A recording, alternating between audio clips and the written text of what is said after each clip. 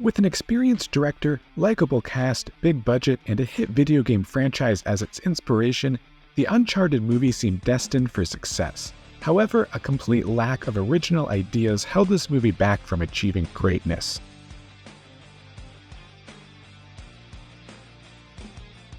Uncharted is based off the wildly successful video game franchise that follows adventurer Nathan Drake as he searches for various lost artifacts around the world. Part of what made the video game so popular was the cinematic journey that they offered. The games borrowed heavily from many different action blockbusters. In the world of gaming, this brought a unique and immersive experience, allowing players to become part of this exciting world. And this presents the biggest obstacle for the movie adaptation's production team. How do you make a movie feel original when your source material incorporates things audiences have already seen on the big screen? Moreover, the games have always drawn comparisons to the Tomb Raider franchise, which itself has drawn comparisons to the Indiana Jones movies. In fact, Tomb Raider was originally intended to follow a male character.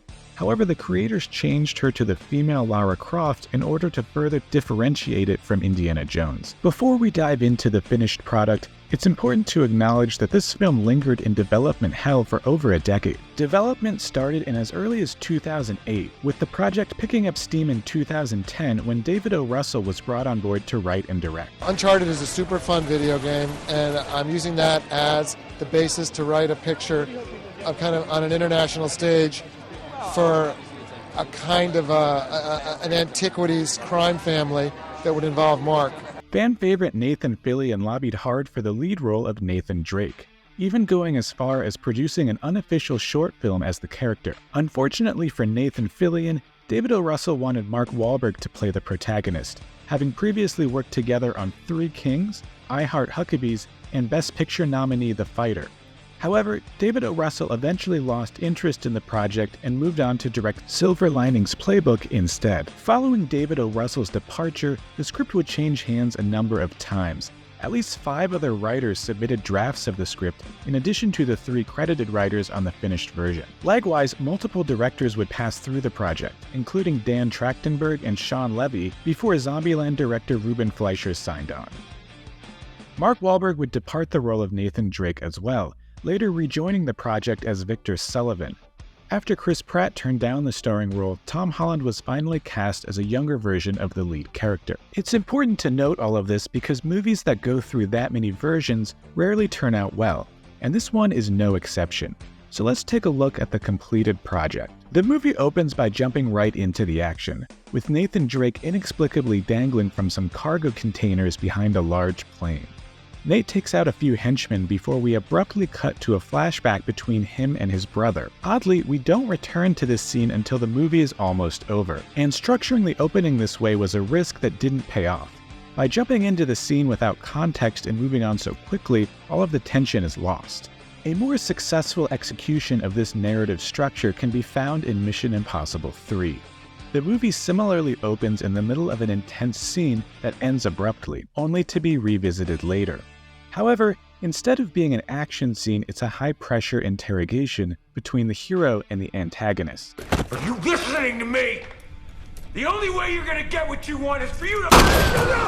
You think I'm playing? You think I'm playing? You don't think I'll do it? Where is it? Where the hell is it? Look at me. Where the hell is it? This scene conveys a lot of important information to the audience. The hero is vulnerable, and the antagonist is someone to be feared, setting the stage for all of the events leading up to this moment. The scene ends with a gunshot. However, we don't know who was shot, leaving some intrigue when we return to the scene later on, and also giving the scene a solid beginning, middle, and end so that it can stand on its own. Now, back in Uncharted, the movie then gives some backstory to Nate's character. A young would-be adventurer, he grew up as an orphan and is searching for answers about his long-lost brother.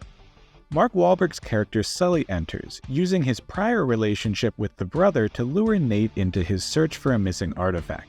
And we are also introduced to villain Moncada, played by Antonio Banderas. Moncada is shown murdering his own father, setting him up to be a truly sinister villain.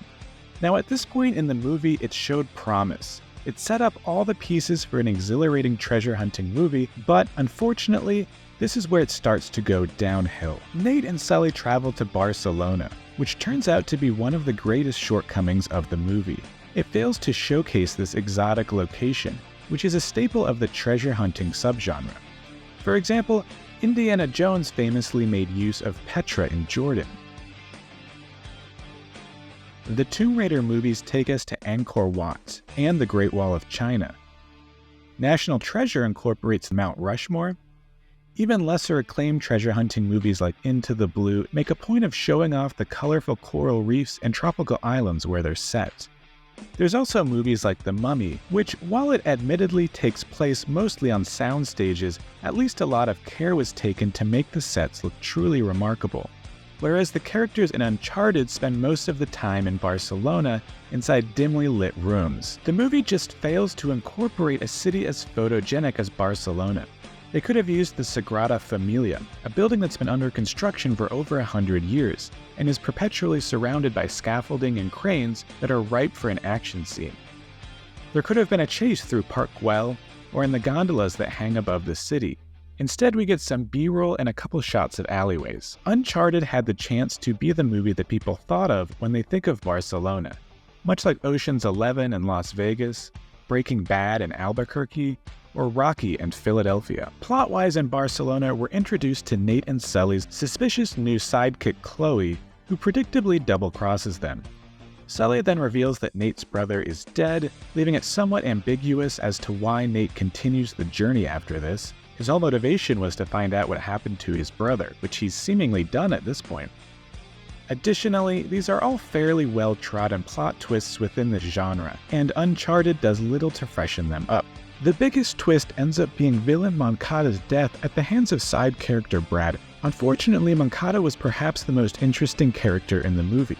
An already rich evil mastermind who kills his own father in pursuit of a priceless historical discovery. The door was open for a deeper exploration of this character's inner workings. Instead, he gets replaced by a fairly generic action movie villain. Finally, we're returned to the plane sequence from the beginning of the movie.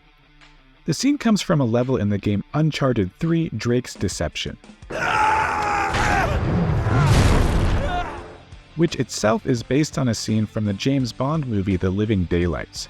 While the game adds the extra element of getting to play through this scenario, the movie is a bit more akin to watching someone else play a video game. The visuals are heavily green screened, which removes any sense of danger the audience feels towards the characters. Now, let's compare that to a very similar movie finale in the 1994 Charlie Sheen flop Terminal Velocity. Both movies feature characters being smuggled on board a cargo plane in the trunk of a red sports car, which later gets dropped out the back of said plane. The difference is that Terminal Velocity makes use of a stunt team and real skydivers to pull off its death-defying maneuvers, interspersed with close-ups of the lead actors, leading to a much more palpable sense of danger.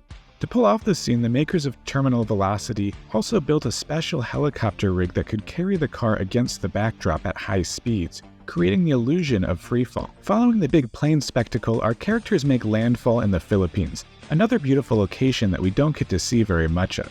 Nate and Sully travel through some more dimly lit sets, leading to a big showdown on a ship being carried by a helicopter. And, as with the rest of the movie, cinema has already seen this done better elsewhere. You may remember the 2001 techno-thriller Swordfish. At the end of the film, the characters board a bus to evade police. And when this starts to seem like a doomed pursuit, the bus is airlifted through the city by a helicopter, much like the ship in Uncharted. Despite the presence of CGI, using the Los Angeles skyline as a backdrop adds a sense of realism, as does the footage of civilians narrowly escaping disaster. What Uncharted fails to do is take these scenes and improve upon them. For example, aircrafts carrying vehicles has been done in many other action movies, going all the way back to 1967's You Only Live Twice, where a helicopter uses a magnet to lift a sedan off the road. Michael Bay recreates this scene in Transformers: Revenge of the Fallen. However, he adds several elements to increase the tension. One character hangs precariously from the car door, while damage to the vehicle makes us question its structural integrity. Instead of falling into the water, the car tears apart a building as it careens towards the ground. Likewise, in 1989's License to Kill, a small plane gets lifted away by a larger aircraft, a scene which Christopher Nolan re-envisioned for The Dark Knight Rises. In his version, we see the plane get its wings ripped off before characters make a risky escape, adding significantly more variables and engagement to the sequence. There's countless other examples of this in cinema. John Wick Chapter 2 took its mirrored fight scene from Bruce Lee's Enter the Dragon. Pulp Fiction's dance scene is based off Fellini's 8.5, and the famous Here's Johnny axe scene in The Shining comes from the 1921 Swedish silent film The Phantom Carriage. The difference here is that these films all add new elements and improve upon the films that they're making an homage to. Uncharted is at best directly copying its predecessors, and in some cases presenting worse versions of the same scenes. As Mark Twain once said, there is no such thing as a new idea. It is impossible. We simply take a lot of old ideas and put them into a sort of mental kaleidoscope. We give them a turn and they make new and curious combinations. An engaging performance can elevate a generic kidnapping thriller like Taken. I will look for you. I will find you. And I will kill you. An iconic car chase can turn a police procedural like Bullet into a classic.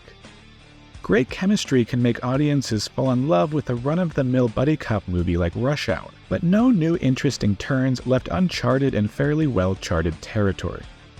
Despite all its shortcomings, Uncharted performed relatively well at the box office, grossing over $400 million worldwide against a budget of $120 million, which at this point means a sequel is likely, with Mark Wahlberg even confirming that a script is being written. Let's hope the filmmakers strive for some new ideas this time around.